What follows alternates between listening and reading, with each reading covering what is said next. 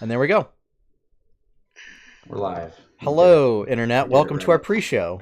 Yay! Hi, everybody! And I will actually take this opportunity to make a post because with everything that's going on, I totally forgot to make social media posts for the week like I normally do on Sundays. Well, you've been kinda sick. Yeah, well, I also didn't know if I was going to be doing any streaming this week. Yeah. Yeah. Like, having eye issues kind of stops a lot of that from being able to happen. Well, I also didn't know if I was going to be sick, like from Yeah. Megan's cold. And on top of that, so... there was just a lot of working pieces. Whoops. Let's see.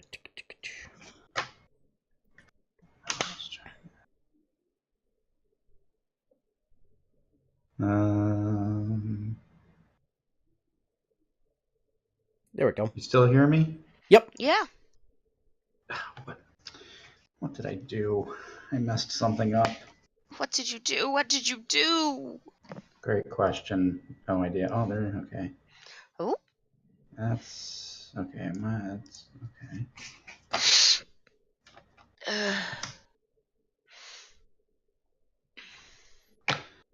Microphone, why you do this to me? Chief Doug.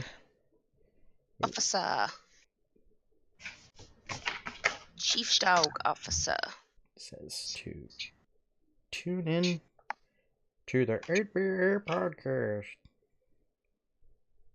live right now on twitch.tv/8bit adventures. Boom. Boom.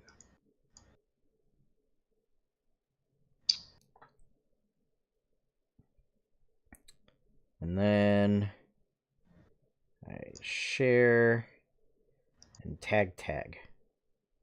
There we go. Why? Boop. I hate this. You hate this? It'll be all right. It'll be fine.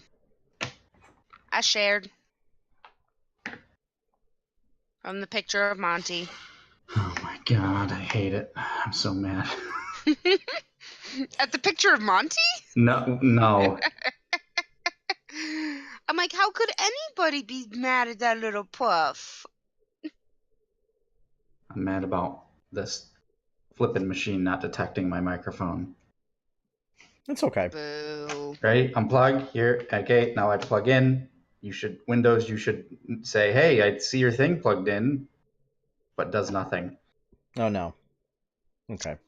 I'm sorry. Stupid Windows, whatever. This is what, Windows 7 maybe, this machine? I don't know. Maybe. Oh. Ouch. It's fine. Like I said, I mean, we can still hear you clearly. Yeah. So there's just a slight echo. That's all. Yeah, sorry. I should do a lot of singing in this room. It's pretty good for that type of thing. Plus, it is known that when people that are on podcasts go traveling and are away from their home setup, that you're not going to get an ideal conditions, and that's okay. Nope. Well, hey, I was hopeful. Hey, just like when I go to Denver at the end of the month. Yes. Well, Like, and you do it from your phone, right? I was going to say, I do. I do it from my phone. I will still be bringing my headset, though. Okay. So hopefully that shouldn't mess up anything too much. If I push this audio jack harder, maybe it'll But work. yeah, no, like I'm not bringing my laptop. Detect it! Damn it. But yeah, no, I'm not bringing my laptop when I go at the end of the month. So Okay. yeah, that's fine. You know, yeah. If you don't need to, you don't need to. Yeah. So let's just say I have my phone. If either of you have not seen it already, this week's Yeehaw Game Ranch was Laura Bailey's Yeehaw Game Ranch, where Laura and Ashley replaced Travis and Brian, and then proceeded to play Saints Row 4. Oh, okay, good. Because I guess Laura was playing the character she voiced. Supposedly. I don't know if she actually voiced that character, but that's what people were saying. But they still kept the lore segments, and they were just like, you two don't have to worry about any of this or whatever. It's, that Realm Walker and the liability. And it was basically, because I think Marisha voiced that character, that puppet. So it was just Marisha and Ashley just like dunking on Brian the whole time. Oh, I love it. Sounds good. It was great. I love it. I also, so I've been like catching up with talks. I realized I just caught last week's episode. I missed it last night because Megan's been watching Game of Thrones, so occasionally I'll pop in and watch a couple episodes with her. Worst episode, by the way, this past week. Of talks? No, game. Well, we're basically, we are just coming up to the point where I initially stopped watching Game of Thrones. When was that? I don't know. It was like season. It was so basically, we are rapidly approaching the Red Wedding. Oh, so you're still in like the show was good. Yeah. Yeah. But the Red Wedding happened, and I was like, I'm out. Boom. It was like smoke bomb. Yeah, you just Homer get used to that. Homer exiting backwards into the bushes the shrubbery is my reaction to that point, and I was like, you know what? I don't need to watch this show anymore. I don't think I'm the target demographic for this show anymore. It's just I don't know. Without being spoilery, just a lot of character arcs kind of being dismantled. Like you spend 7 seasons having characters go through redemption and moving in a certain direction, and then in like 4 episodes you're like, nope. Yep, everything falls apart. Which is point being, in a book you can do that because you have the time in a book to like show that progression, but and to explain that progression. Well, right. When you only have 6 episodes in a season to and they had a shortened season last season too. Yeah, they only had 8 episodes last season and 6 episodes this season, where all other seasons were 10 episodes. There's also no longer any books to draw inspiration from. Although, I was gonna say they went off book at the end of like Martin has been, I guess, like consulting on stuff this is to a certain degree. Like the actual events are what's going to happen in the book. Yeah. Like the actual the last episode, what happened is definitely going to happen in the book. It's just that getting there is going to be a bit different. Yeah. And in the books, it'll probably make some more sense. Yeah. Yeah. Which is fine. I mean, I'll complain a bit, but in the end, I'll watch the show because it's fun to watch, and I'm good at shutting my brain off at media and just enjoying it. Yeah.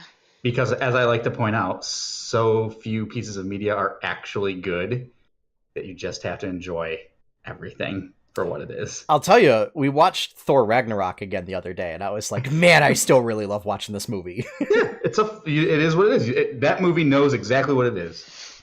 Oh, absolutely. And I'm still just so excited whenever Korg's on screen. And I'm like, hey, and you have your own Korg. That just shows that that character is downright magical when that happens. The director plays that guy, right? Yes. That guy he's great. I watched some interviews with him. He's just a really funny guy. I want to see, because I think he did What We Do in the Shadows. I think so too. And I really want to see that movie because I think that's a kind of movie that I would really enjoy. Do you know the premise of it, right? Yeah, it's like a mockumentary on like vampires and werewolves and stuff like that. They live in like somewhere in Australia, some city in Australia, and they're just like it's just like their day-to-day lives living in the modern times. Yeah, or New Zealand maybe. Wait. Maybe. I think you're right. I think it is New Zealand. 2? What? Is that basically Interview with a Vampire Part 2 / mockumentary style? Well, no, because it's not meant to be serious at all. It's more like The Office with with werewolves and vampires. The Office with vampires. Yeah, basically. Okay. Also, apparently, my boss was telling me there's some show on Netflix where it's like The Office with Vikings. And they were describing like the opening episode. It's like Norsemen or something. Yes, the opening episode is like they're trying to do like the Viking funeral, and it's like the scene in Game of Thrones where like he keeps missing with the arrow or whatever. But he's only like 10 feet away and he can't hit the guy with the arrow, and finally it's They do like somebody else takes over. They do the cutaway, and he's like, "Well, you try shooting somebody with an arrow," kind of a thing. Yeah, it's Norsemen. Okay. Not to be confused with the other awesome Norse style show called The Last Frontier, or The Last Kingdom. I thought you were going to say Vikings. Yeah. No. Yeah. The Last Kingdom. But yeah, What We Do in the Shadows. Awesome, filled with wonderful Nordic. There's also a What We Do in the Shadows show that just came out recently. Yes. I think there was also one like back in the 70s, I want to say, or is that Maybe. No, that might be another one that I'm thinking of. My goodness, what was it called? Like Darkness something. I have no idea. I don't know. It was kind of like in the same vein, where it was a weird offbeat like vampire show. It never really picked up a following kind of thing, but then they made a movie. But I can't remember.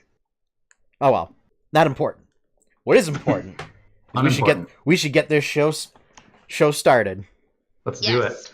So, going live in 5, 4, 3, 2, 1. Coming up on episode 141, Detective Pikachu is super effective. WoW Classic coming in August. New Artificer content, and much, much more on the 8-Bit Adventures podcast.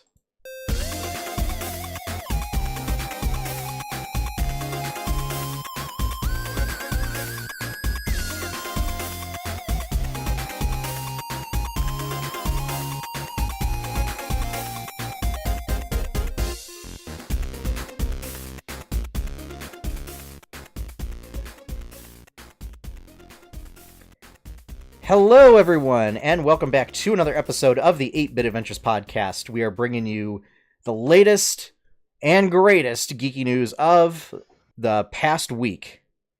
So I am your host, Sean Hayes, and with me are my wonderful co-hosts, as always, Courtney Bolin. Hey, everybody!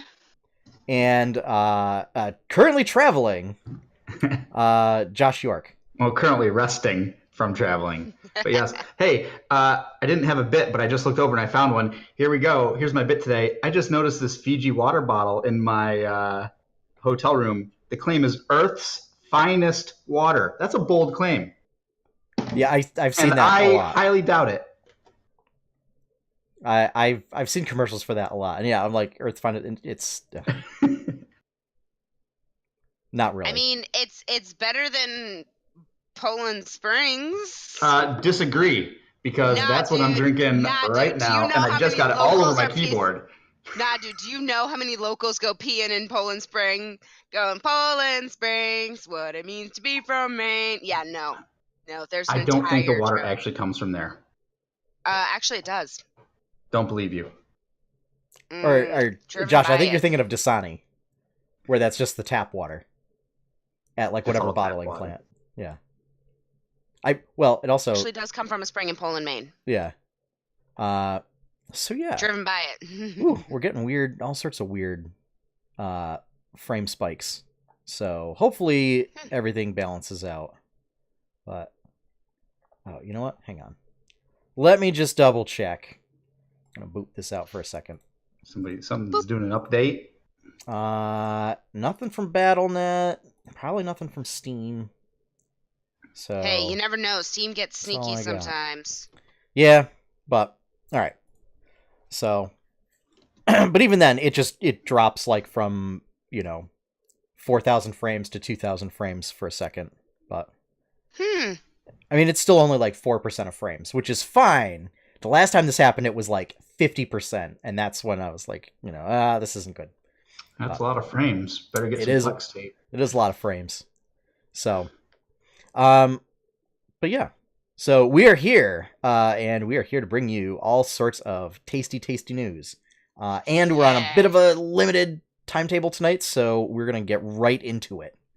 Yes. So, first up, Detective Pikachu. Courtney and I meant to go see it last weekend. And then, Health issues. And then my eyeball revolted, and I've been dealing with all sorts of issues related to that. So we did not go see it. But I want to talk about how it's, probably becoming perhaps the most successful video game film of all time, maybe? It's certainly projected to be. I'm not surprised hearing that. Looks like it's done... the estimates are $58 million in its opening weekend, which is pretty good. Wow. And actually, the report that I saw that estimated that, like, broke it down versus, like, domestic versus international. And, wow, just, the United States and China are definitely dominant markets for cinema. Never would have figured. Like, looking at, like, the U.S. numbers versus, like Germany and France and, like, the UK, it's like, wow, holy moly. Yeah. I mean, it was a difference never of, like... would have figured that one out. Yeah. But, and I guess it reviewed pretty well. It's like a lot of the critics that had complaints about it were like, yeah, I'm not into Pokemon, but Pokemon fans will probably like this. Hey, like, that's a fair... Like, I was probably lost, but if you're into Pokemon, chances are you'll have a much better time than I did. Which, I like that kind of review. Yeah. I like that kind of review a lot, because they're admitting, hey, listen, I don't know the fan base, but anybody else who does is probably going to like it. There were also plenty that said, even if you don't really know Pokemon, you might still enjoy this movie, which is a lot better than how Warcraft got reviewed. We'll say that.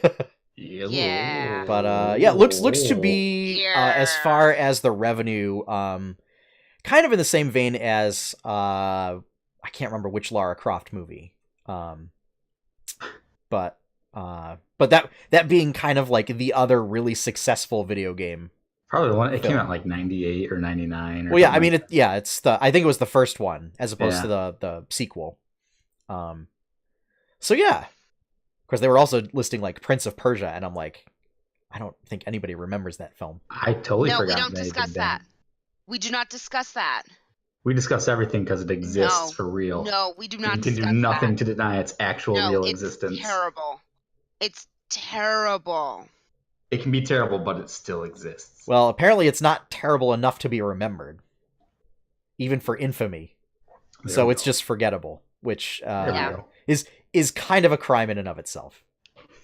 It's not infamously bad enough that it causes entire movie studios to take their hands off video game projects.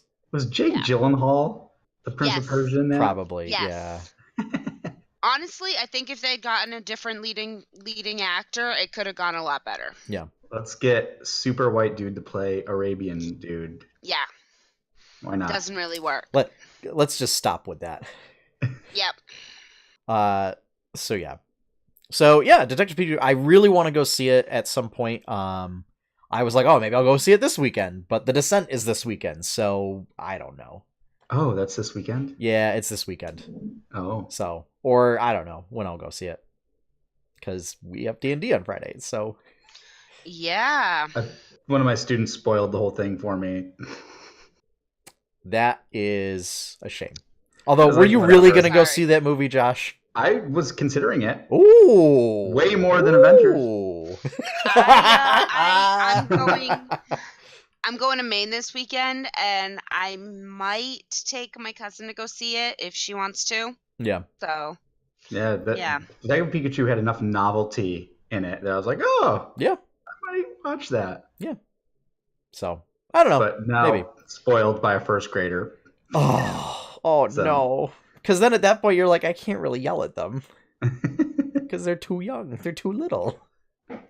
They don't really know how the internet works yet. They don't understand spoilers. Yeah. They don't understand anything. So. You can just say that sentence. Yep.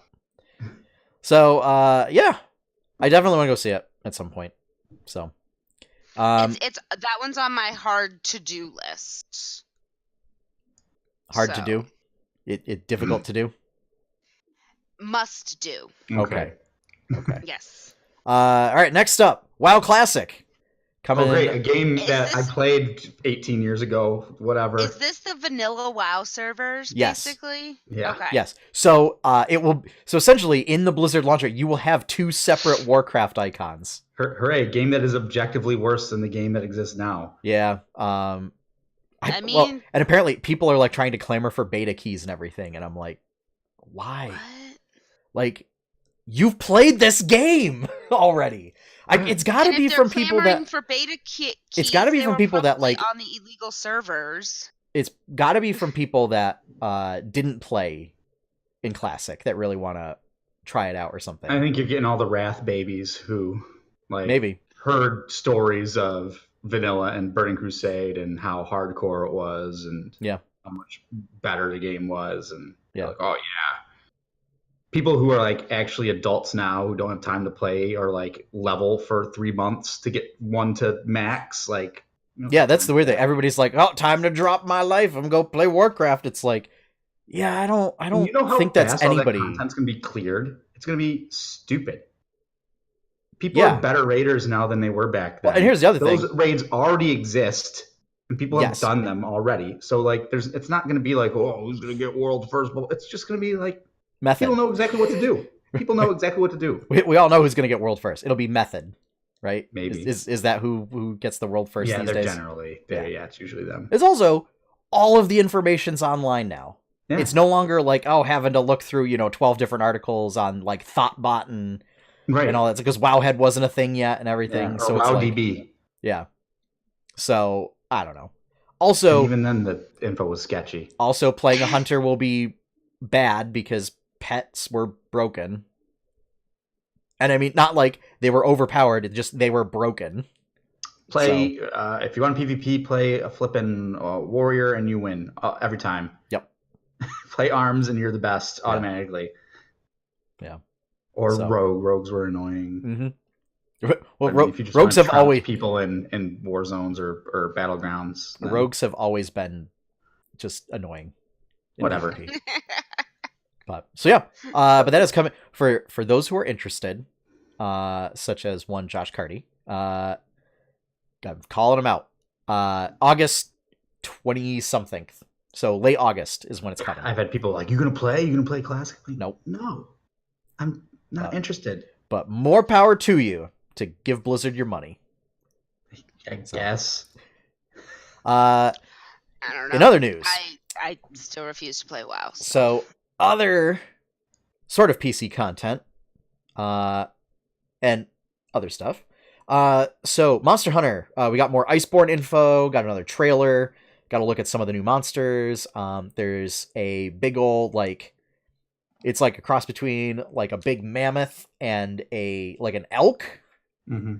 That looks really cool. It just charges stuff and like throws snowballs at people with its horns and antlers.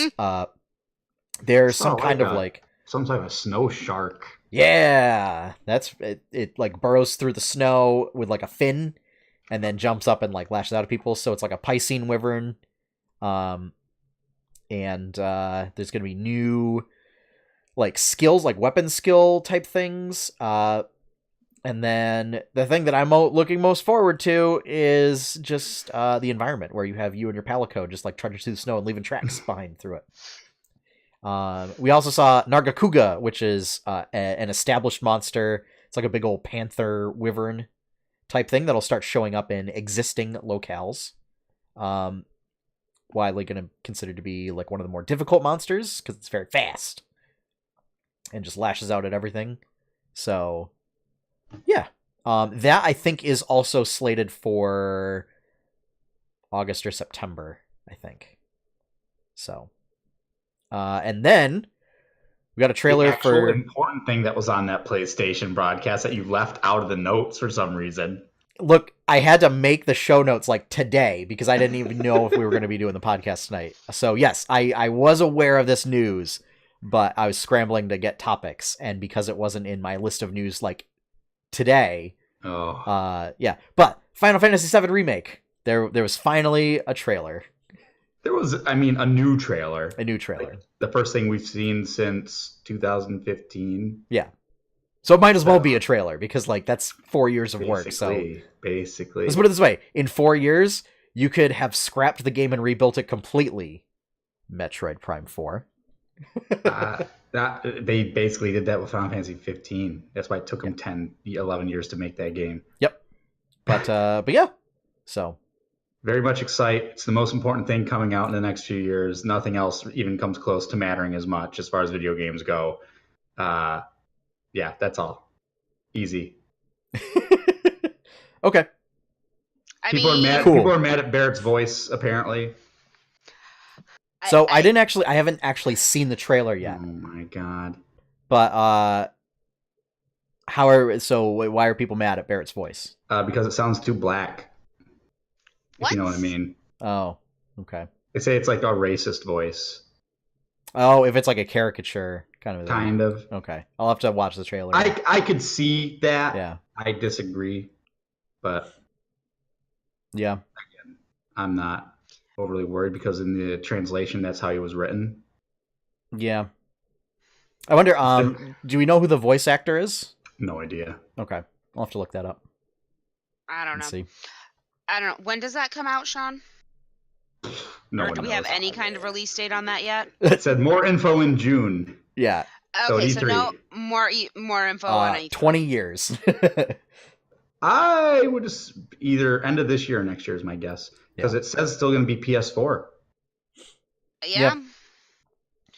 What? I don't know. And they pull the switcheroo, and then the next console will still be called PS4, but it'll have like some kind of underscore thing. And so just to give Final Fantasy VII Remake more time. It'll be 4 spelled F-O-R. Oh, God. Oh, no, it'll be PS4-2. Yeah. They already did one of those. They already made a PS4 too, basically.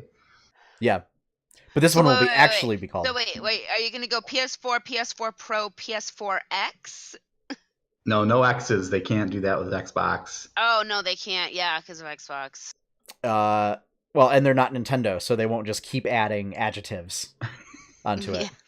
The new Sony PS4 Pro. Yeah. PS4U. Oh, God. Actually, that's, you know. Hire me, Sony. Thanks. And that actually keeps in with Sony's branding of Sony does what Nintendo does. Just better. Jury's out on that one. I don't know. Move controllers. Excited. Guys, I'm excited. One of the games that I have pre-ordered is actually launching at the end of this month, the day after my birthday. It is the Opus Collection, which I've talked about on this before, and I'm really, really excited for that. Mm-hmm. So, while we can be frustrated that we're not getting Final Fantasy, I get Opus Collection to play on the plane to Denver. I'm not frustrated because I don't think is it coming out for Steam? Has that been announced yet?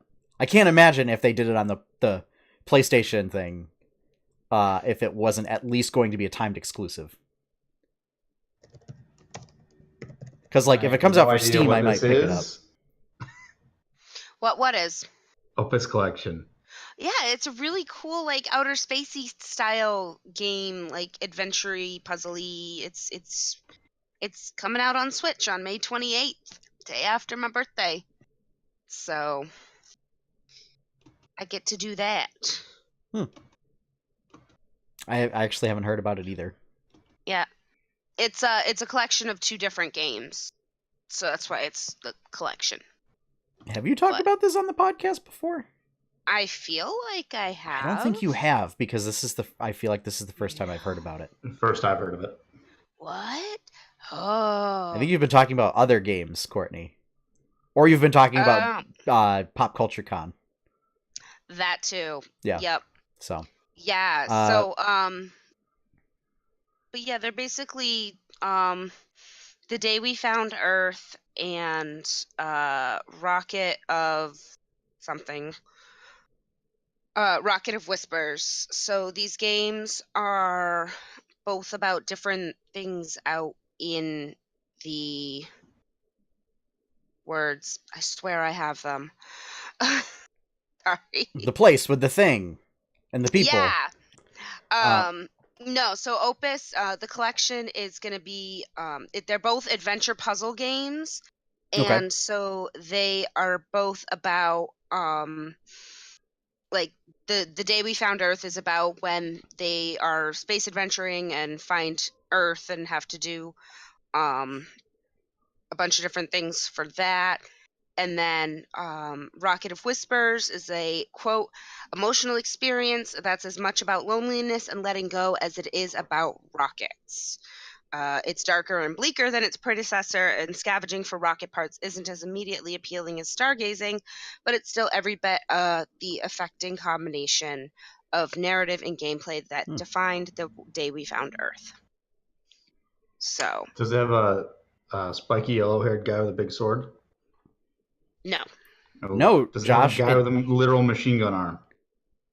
Not that I've seen. No, it's got a guy with yellow hair and goggles and a big spear. Oh, okay. Now we're on the right track. Right? Because that's that arc.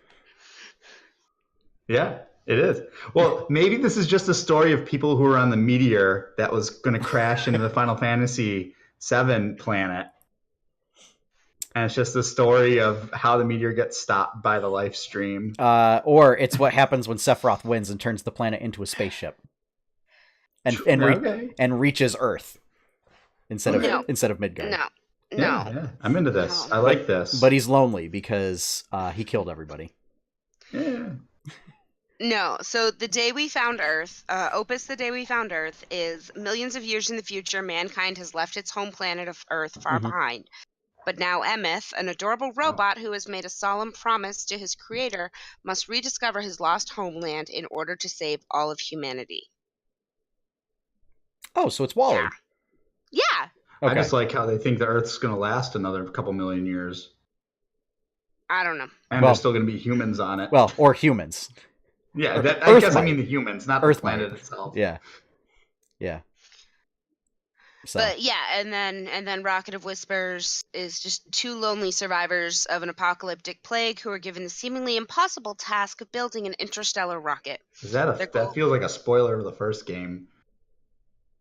Not necessarily. Are they related games as opposed to like sequels or something?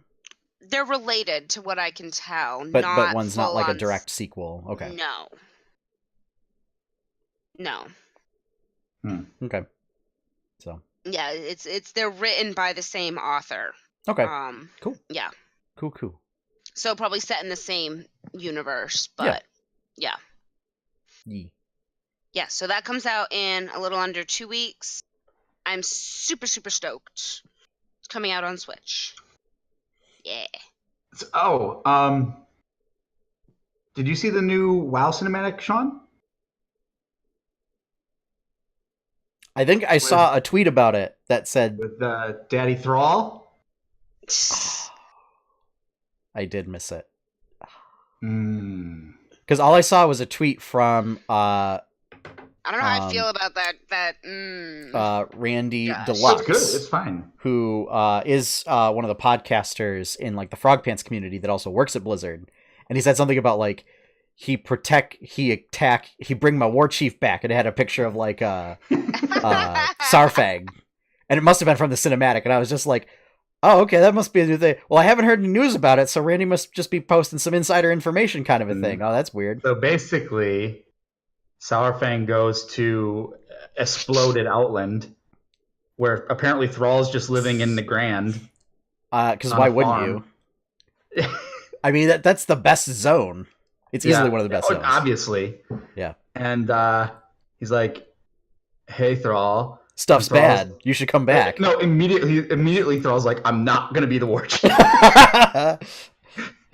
And then two undead assassins try to kill them. And Thrall's like, they followed you here. And Sourfang's like, no, I followed them here. Dun, dun, dun. Dun, dun, dun. And then Sourfang's like, well, if you won't be war chief of the Horde, at least will you fight for it or something? And Thrall kicks over an anvil, and there's a weapon in a hole in the ground. Oh my god! That's basically like, it's kind of like John Wick. And he's kind of got like Thrall has a big like 2-hand axe now instead of Doomhammer, because Doomhammer's gone. Is that a throwback to the two-handed shaman build? The two-handed tank shaman build? Well, when I saw that, I was like, oh, snap! Bring it back! I I want those triple Wind Fury procs on my 2-hand. Clearly, it's also clearly that's a nod back to WoW Classic. Yeah. It all coming full circle. Yep. But that's the only thing that interests me about WoW anymore is those awesome cinematics they do. Yeah. So I'll probably watch it again tonight because I was in my office at work trying to keep the volume low while I was watching it. So I wonder, I'll have to check to see if well, they don't usually put any credits after the cinematics, or to see if it's Metzen. I don't know. Because he didn't make any mention that he knew anything in the interviews that he did recently with on the instance. So, interesting, very interesting. So, cool. Yeah, I'll have to check that. Yeah, I saw that and I was like, oh, that's neat. Oh, cool. Some kind of cinematic that's coming up. Oh wait, it's already out. Okay, all right. Well, yeah, that's pretty cool.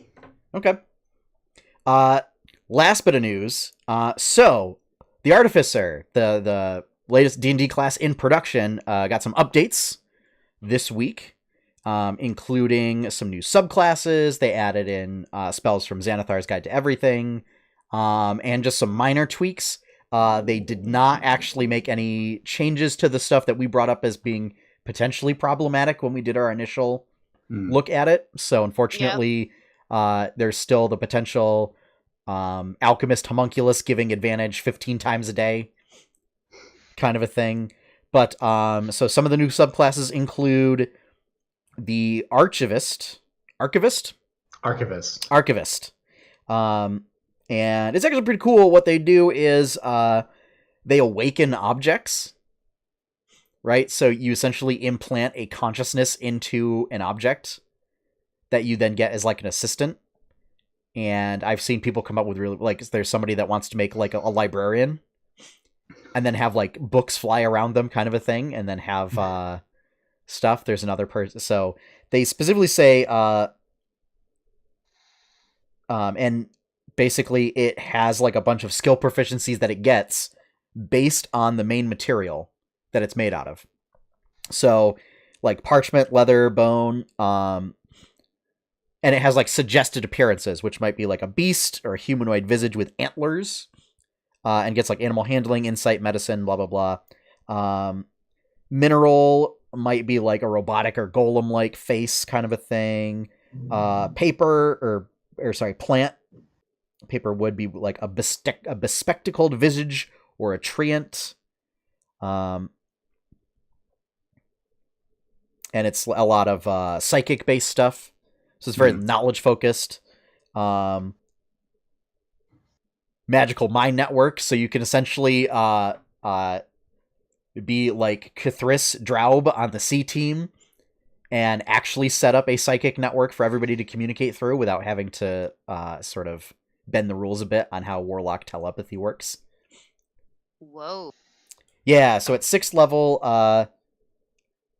while you have your artificial mind item on your person, you can communicate telepathically with anyone carrying an item bearing one of your infusions as the mind transmit your thoughts to each other. So it's basically, as long as you have infusions set up on everybody else's items, it creates like a telepathy network. What? Or essentially, all of your infusions create walkie-talkies, but they're psychic walkie-talkies. So yeah, they talk about how you can use the Archivist as like NPC stuff for like who created the first Warforged sort of things. And then the other one was the Battlesmith, which this is if you want to be basically somebody that gets like up into the thick of combat and still like smith and tinker stuff.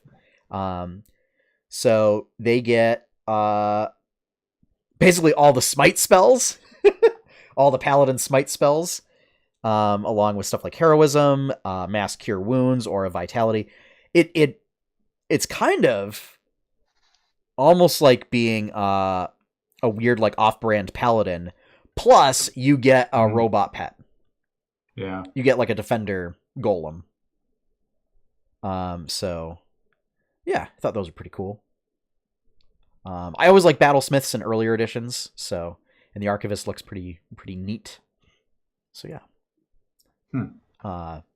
And then Xanathar's Guide added spells that would seem naturally fit for an artificer, like Tiny Servant, which is literally you construct... It's like you create a familiar, but it's actually a little construct. And it doesn't quite do the same things a familiar does, but just like walks around and picks things up and does stuff for you. But it's like it's like you animate an object and then it turns into a little doohickey that like performs tasks for you. Okay. So, yeah. Also new infusions, including one that would have been amazing for a certain gunslinger that has since retired in Josh's game, which is called Repeating Shot Weapon, where it makes the weapon magical, gives it a +1 bonus to attack and damage rolls, and ignores loading. It also magically provides ammunition. So essentially, so removes the loading property from crossbows, but in this case, because the dude was a gunslinger, would essentially allow him to have a semi-automatic sniper rifle. Is this gunslinger, or are you talking about? So this is essentially, so artificers have a number of infusions that they can learn, and they can enchant items with these infusions. But they can only have a certain number active at a specific time. So it'd be like you can know 4 infusions, but you can only have 2 active at a certain time. So this would be like, I'm going to use one of my infusions to enchant this sniper rifle with repeating shot. How? Because it's magic. It's literally magic. Like other ones are Radiant Weapon, Many-Handed Pouch, which is that's not a new one, but it's one that was present last time, where you enchant 2 to 5 belt pouches that make them all connected to each other. So that means that, like, let's say for our Jemmora group, that everybody in the group now had many-handed pouches. That means if the party split up, don't do that. Jacobin could put, let's say May could put like potions of healing into the pouch, and Jacobin could then pull them out of the same pouch, out of his pouch, and smash them on the ground, or drink them. Nope, I can heal myself. Or give them to somebody so that he doesn't have to lay on hands on them. I threw it on the ground, or something. Or let's say Jacobin has a bunch of diamonds, and Seraph needs to do a revivify on somebody, but the two are separated or out of range. Seraph can then like reach into the pouch, pull out the diamond from Jacobin's pouch, and then use it. So that way, like, if you can't get to the person in time. So yeah, and I think it's a range of 100 miles. Yeah. Okay. So this is also, let's say one person's doing an infiltration thing, and like you have a copy of a key or something, or I don't know, poison or something else that you need to smuggle in. Yeah. So yeah, stuff like that. Enhanced defense, enhanced weapon, which just like make it +1 or +2. Replicate magic item, which was present in the last one, where it's you just are able to enchant something into a magic item. But it gives you a specific list of stuff you can do. Repulsion shield, where if somebody hits you, you can push them back with the shield. So stuff like that. But yeah. So all in all, it really expands upon the class, I think. Gives it some interesting new directions. I really want to look more at the Archivist, because I think it's got some cool stuff that they didn't really explore in past versions of the Artificer. So I think that'll be interesting. So yeah. And it shows that they're still working on it. That's important. Yes. So that's going to wrap up the news for this week. So let's just run down really quick of what's going on with 8-Bit Adventures. Yes. All right. So tomorrow night, Steamworld Quest Let's Play series continues with part 5 on 8-Bit Adventures Game Night.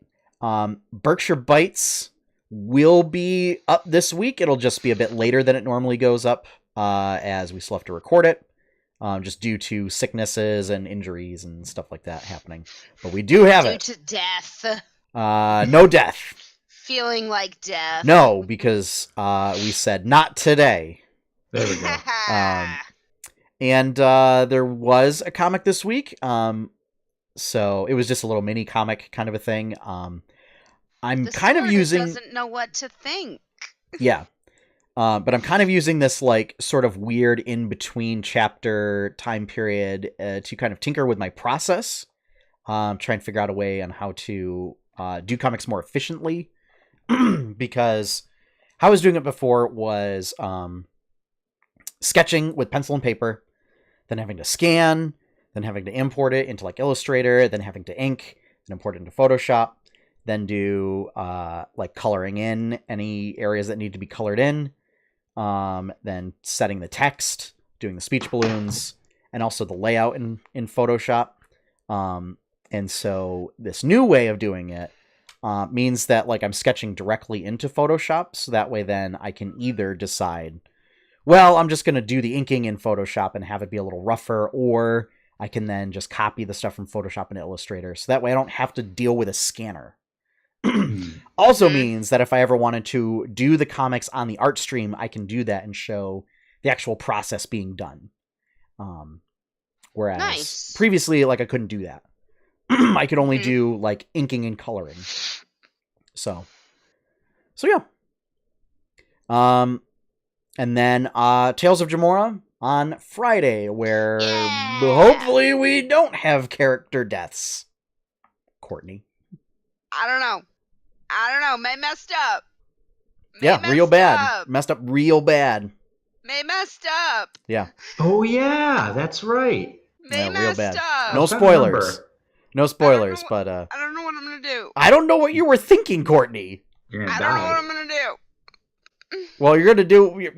My recommendation would be to do what I told you. Is now this will force you to be a good assassin. I'm gonna hide. Is that it will mean that you will essentially just have to play a gritty version of like Assassin's Creed, where if suddenly you will have to run away from things and hide.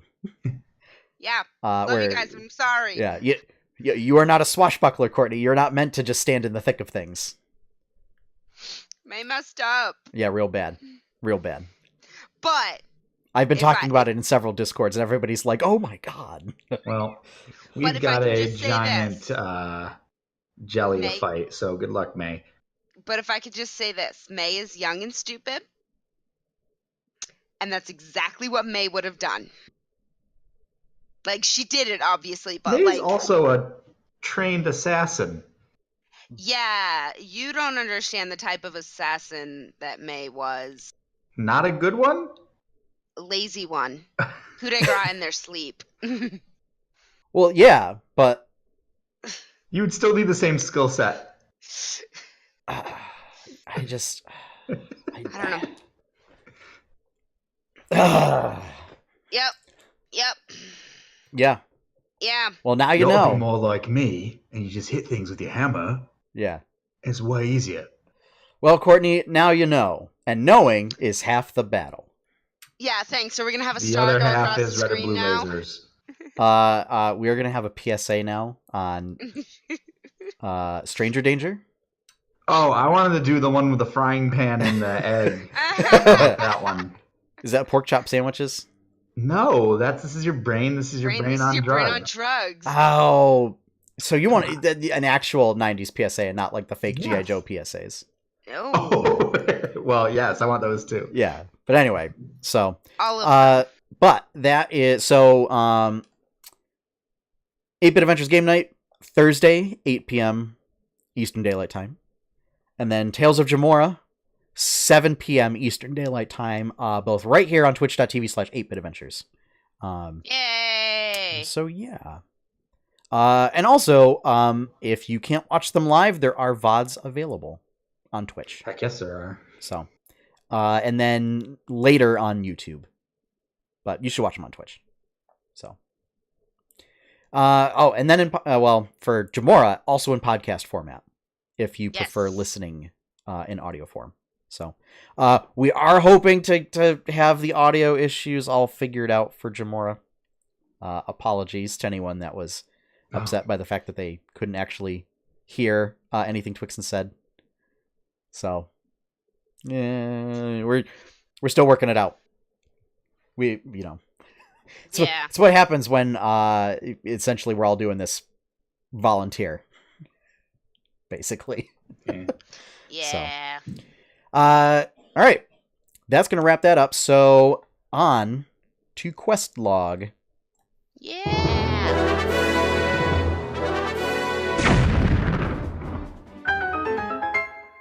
All right, so quest log is where we talk about what we've been playing. So, Josh, do you want to go first?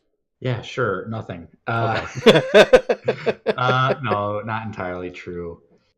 What were you playing on Saturday? Exactly. I played a little bit of Mortal Kombat 11 with somebody in my D&D game, and that's right. A lot of people were late. One person didn't show. My brother, who is now at the bottom of Cheshire Lake. I was gonna say, you didn't call me saying that you needed some help disposing of some trash. So, but while waiting for people, I had a legitimate reason. You were fine. Yeah. You were fine. I can't help your eye. That's what it is. Yep. My brother, on the other hand, was just a lazy turd. Basically. So yeah, played some Mortal Kombat 11 against a friend of mine, and it was fun. He basically played Sonya Blade every time.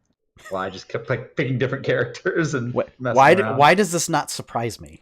No, not at all. Not in the least. Not at all with him. What else? Did I play anything else? I didn't have time to play anything else, really. Yeah. I was busy prepping the D&D game because I just figured out what I wanted to do like a day before the game. Yep. Spent that morning doing D&D.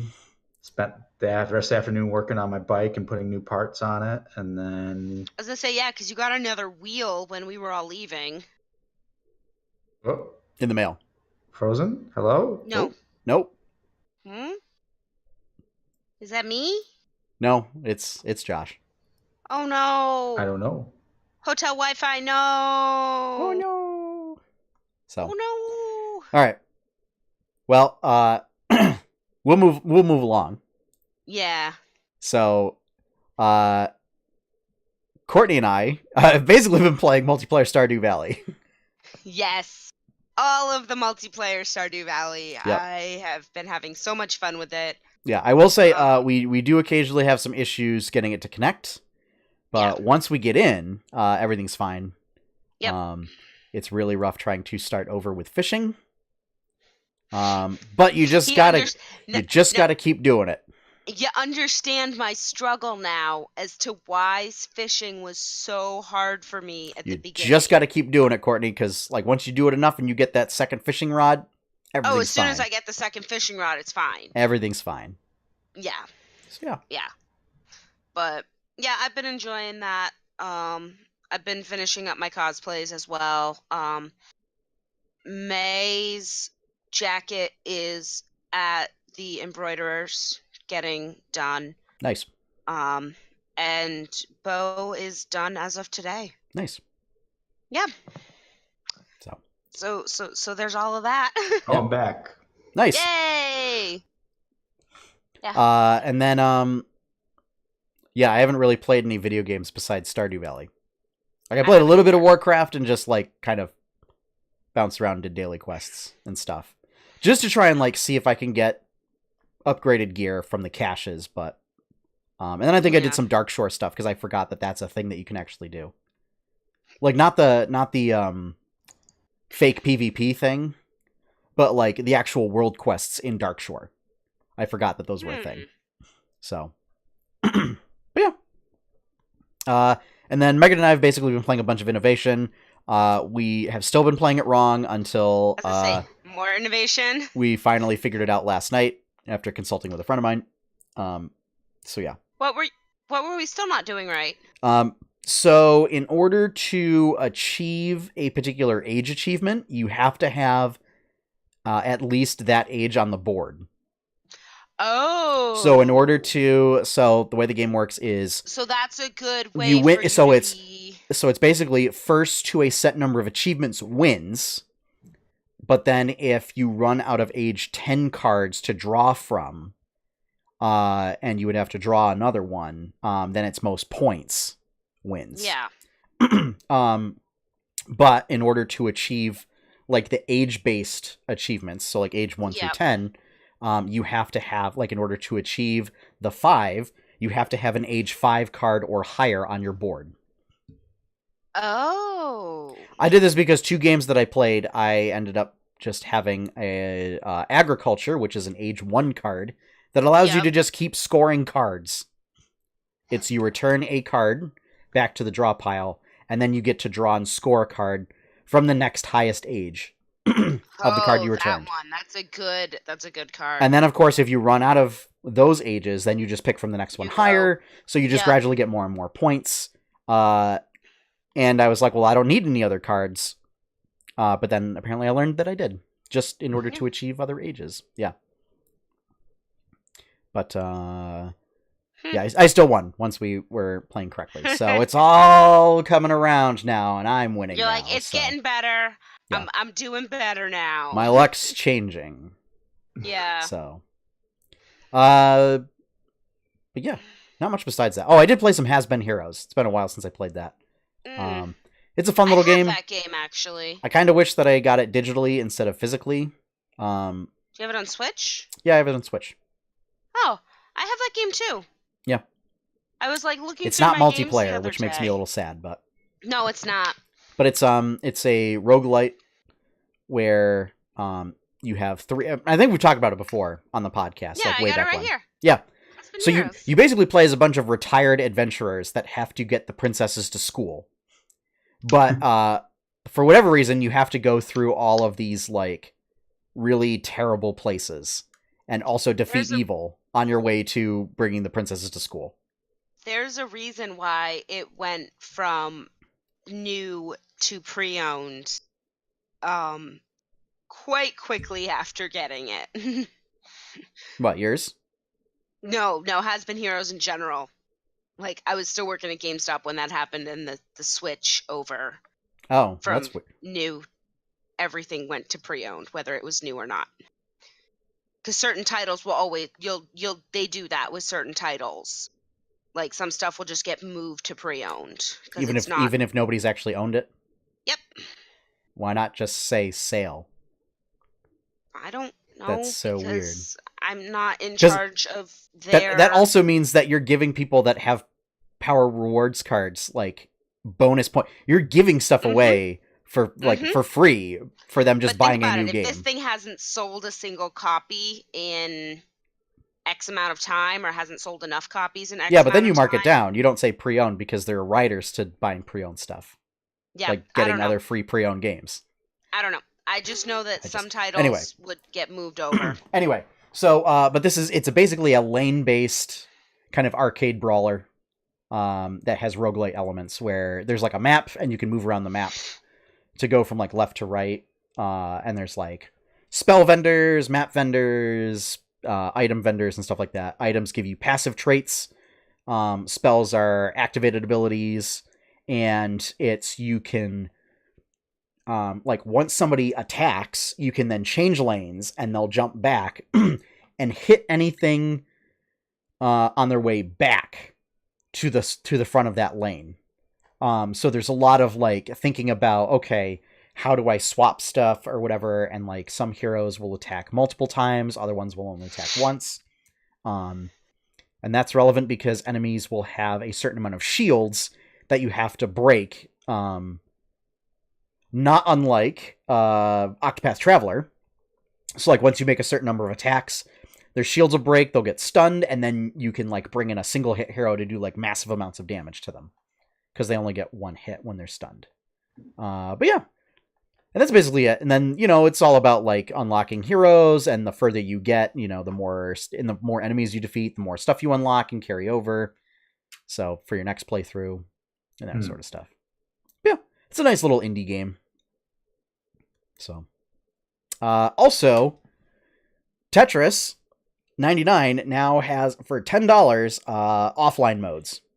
So there's basically AI Battle Royale, where instead of playing against 99 other people, you're playing against 99 other bots. And then there's just marathon mode, which is Tetris. So, nice. I've also been playing that because it's nice to just play Tetris and not have to worry about fighting against 99 other people. Yeah. So. All right. I think that wraps it up. We're actually done ahead of schedule. Wow. So, any final thoughts, final announcements before we head off? I don't know. I'm excited about my new Instapot that I got for my birthday. Nice. Yeah. Gosh. I'm thinking about doing weird things in D&D, but I don't know. Oh boy. Like Friday weird things in D&D? Or next Saturday weird things in D&D. Not in games I'm playing in, because I'm just bound to whatever, but in games I run and games I would like to run. Oh boy. Okay. Cool. Yeah. Makes me think now if my D&D character in your game kicks the bucket, maybe I'll just make a battlesmith and I'll come back with a pet. With another pet. But this time I'll be not quite a paladin. Not quite. But yeah. But just close enough.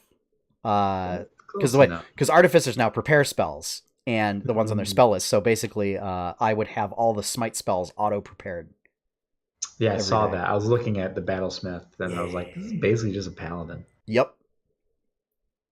But cooler. No. Yeah. Nothing's cooler than a paladin. Yeah. So, with that, folks, also check out the Descent this weekend. D&D's big event. Premiering the newest story arc, module, whatever. Oh, yeah. I'm kind of looking forward to that, because I'm hoping it's going to be some weird, like, I don't know, celestial demon devil stuff. Yep. That's my hope. I don't know. We'll see. So we're going to head out. Probably won't be able to catch it. So if you want to see more content from 8-Bit Adventures, be sure to check out 8-bitadventures.com. Over there you can find artwork, comics, streams, podcasts, all that cool stuff. If you like that content, you want to help support it, please consider becoming a patron at patreon.com/8bitadventures, and you can get cool things like a special patrons only comic that's available each week. Big shout out and thank you to all of our current patrons. Thank you very much for your support, and it's because of your support we're able to have podcasts like Berkshire Bites. So our opening theme is One Up by Professor Shy Guy. You can find his work over at professorshyguy.bandcamp.com. So with that, have fun everyone, happy gaming, and enjoy your pie cake. Bye everybody.